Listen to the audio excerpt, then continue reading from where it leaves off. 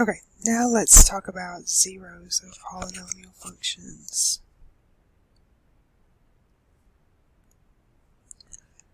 So if f is a polynomial function, then the values for x of x for which f of x is equal to 0 are called zeros.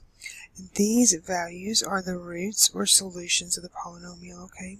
F of x equals 0. Each real root of the polynomial equation appears as an x-intercept of the graph of the polynomial function. So let's find a couple of these. Alright, so we have x cubed plus 3x squared minus x minus 3. So when you have 4 terms in your poly, it's easier if we factor by grouping. So let's do that. So we're going to group the first two and then the last two. When you do it like this, it kind of looks like they're multiplied together, so always make sure that you write a plus sign in between them so that you know that they are not addition, or they're not multiplication, okay? That's all I want my pen. I don't like it that fat, but I don't like it that little. Maybe one smaller. Yeah, try that. Okay, so now we're going to look at this. We're going to find the greatest common factors out of both. So the greatest common factor between x cubed plus 3x squared, always the smaller. So it's going to be x squared, right? So we open up the parenthesis. We take x squared from x cubed. That's going to leave us an x, right? And then if we take x squared from 3x squared, well, that's going to leave us a 3. If you get confused about this, you could always, like, x cubed equals x times x times x, and x squared equals x times x, right? And so this would be this kind of the same. It's the same thing as division. So you could just cancel these out and see what it leaves you, and that's what you write here. Okay, just in case if you get confused by factoring that out. All right, so that is our first grouping. Now let's look at our second grouping. We have negative x minus 3. So what would they have in common? Well, that would be a negative 1. So negative out of this is going to leave us a positive, and a negative from a negative 3 is going to leave us a plus 3. This is great because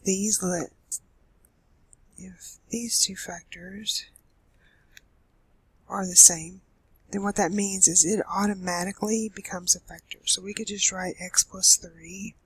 This happens when we do factor by grouping. These are the same, they become a factor. And then what's outside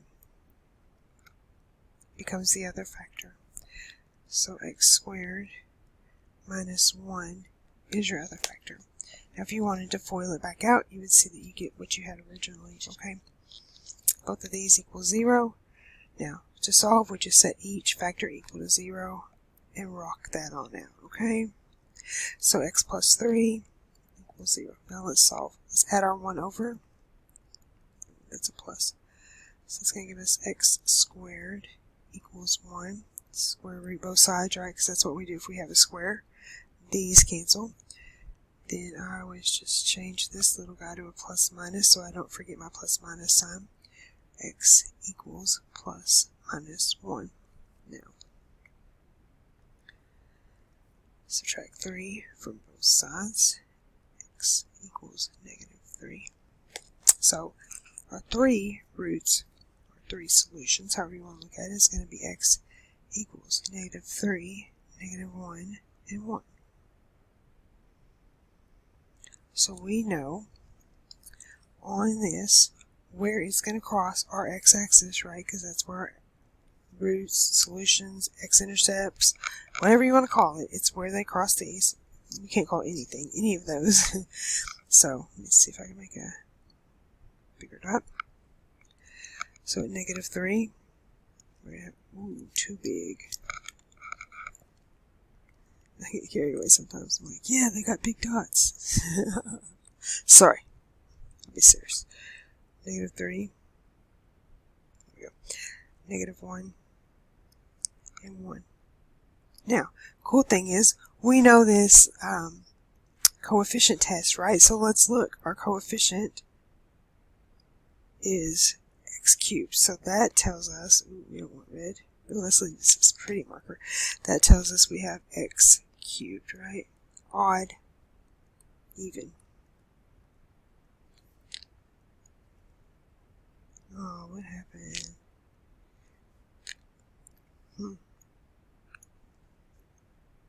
Wait, that's something.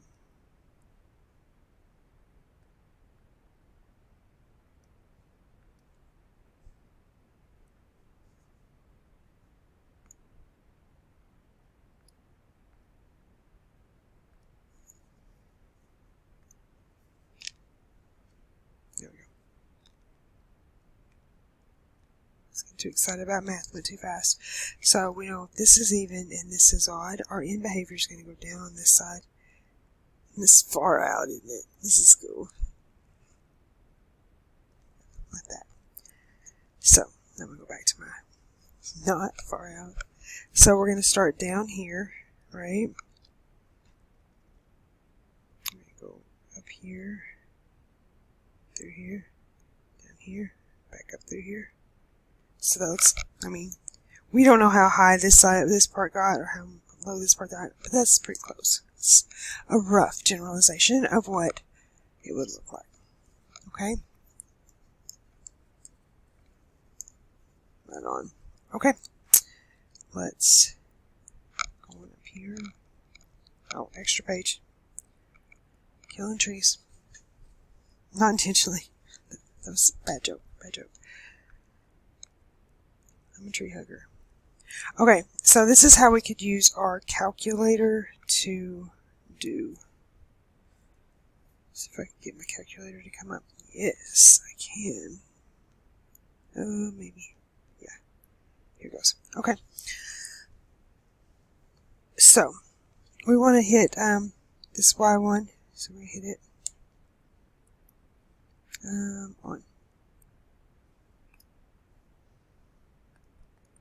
What's going on?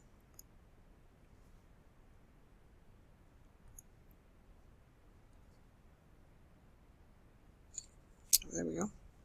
So we hit Y equals, and that's going to bring this up. Man, that's huge. You're welcome. Dang. That's not it. This is it. So it's going to be X raised to the third power. And then you got to arrow over out of that. And then we'll do plus 3 x squared minus x minus 3. Well, I don't really like it being this big, but nobody asked me. Okay, so from here, I was hoping you could see it on your notes, but it's okay. So you're going to go second, which is the blue button, table set, window. And then here it says table start. You can set it at whatever. I'm just going to have it start at 0. Okay, so you guys could see. And then we hit second graph. And it's going to give us this little table. So anywhere that there's a 0 over here in the Y column is going to be where our what's it called? Our y-intercepts are. So you could should be able to scroll up. So at -3 we have 1. At -1 we have 1, and at +1 we have 1, which is exactly what we found. Okay, it's pretty cool like that. And then another way that you can do it is just hit graph, and it's going to graph your table or your function. And then you could you can see here it crosses here and here. So you could hit second trace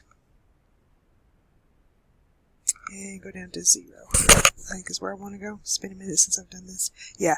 Then you just drive the little flashy point over. Wow, it's not doing that very fast for me, sorry. And you want to go left bound. Remember, you always read a graph from left to right. So this is taking forever. We're just going to read probably 1.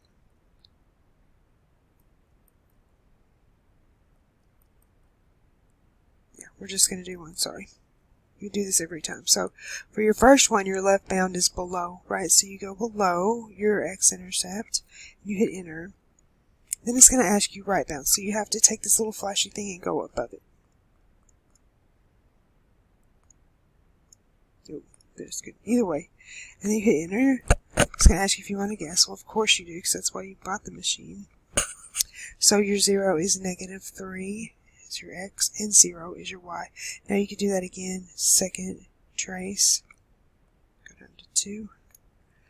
Now this time it's going to say left bound. Well, your left bound would be on top, right? Because you're coming from the left. And then your right bound would be on bottom. But we're not going to do that. We're going to get on out of here. Do some more works. Okay. So there was that one. Now to find the zeros for this.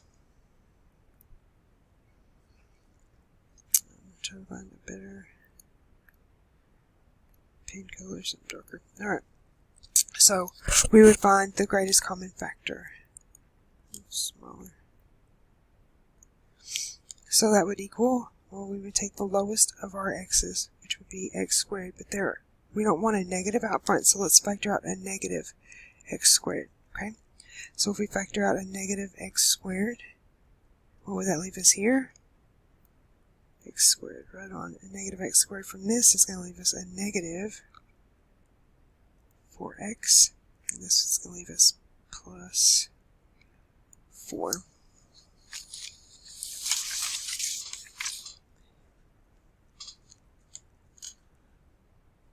Okay, so then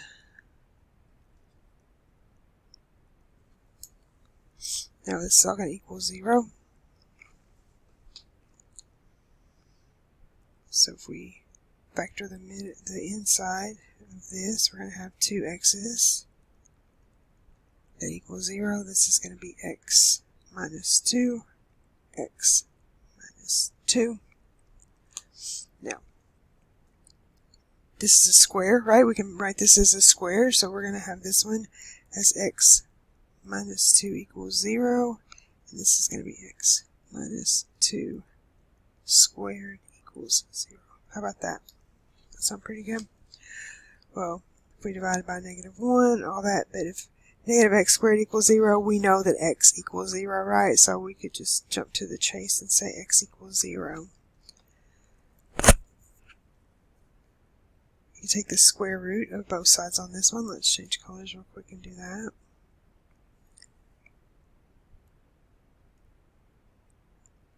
That way it gets rid of the squares, so that's going to leave us x minus 2 equals 0. And then we move the 2 over. So x equals 2. So we can see that this 0 came from this term. I'm going to draw an arrow up that had that square, right? And then this 2 came from